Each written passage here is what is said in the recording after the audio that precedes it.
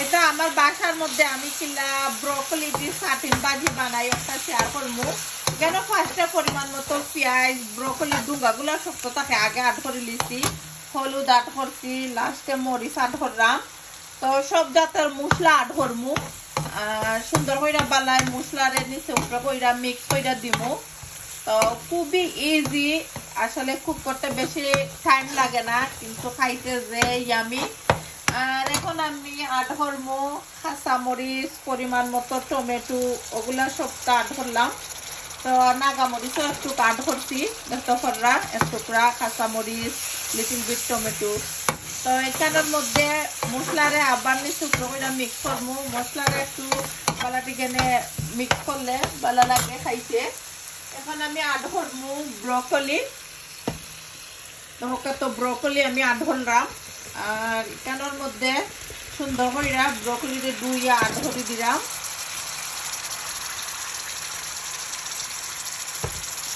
বালায় মিক্স করবা ব্রকলিকে একবারে নিচে করে, আবার এগেইন মিক্স করলাম। তো ইলাকি সার্ডিন ভাজি খাইতে খুবই খুবই টেস্টি হয়। আর ব্রকলি দিয়ে রিয়ানার তো অনেক বেশি পছন্দ, আর আমারও অনেক ভালো লাগে। আর সবসময় মিডিয়াম আগুনের মধ্যে করবা, নিচে ফুরাই ধরে না। তো বালা দিকে দেখতে করলাম, মিক্স করে দিলাম। এখন আমি সার্ডিন আট ধরবো। তো এই দুইটা সার্ডিন আমি সুন্দর হইরা আট ধরে দিলাম।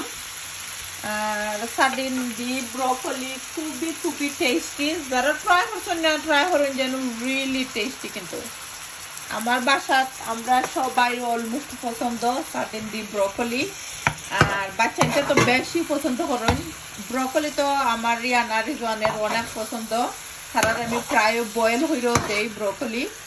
আর হেলথে লাগে অনেক ভালো, বাচ্চাদের লাগে ব্রকলি। তখন সুন্দর করে নিচে উপরে করে মিক্স করে দিলাম উপররা। 2 to 3 মিনিট পরে অলরেডি ওই দিব, ওইটা বেশি সময় লাগে না একটা। আর ব্রকলি বেশি ওভার কুক করতাম না, ব্রকলি ওভার কুক করলে খাইতে মজা লাগে না। আর এটা ব্রকলি আসলে থোড়া বয়েল হইলেও হুদা খাওয়া যায়, বেশি একটা খিতা নাই ও হার্ড নাই। ব্রকলি কুইক 5 মিনিটের ভিতরে কুক হয়ে যায়। আর নৌকা তো কত নাইস কালার আইছে, লোক নাইস, আর খাইতেও অনেক ইয়ামি হয়। যারা খাইন তারা তো আর জানেন কত ইয়ামি, আর যারা খাইন না মেক শিওর ট্রাই করুন যেন রেসিপি একটা।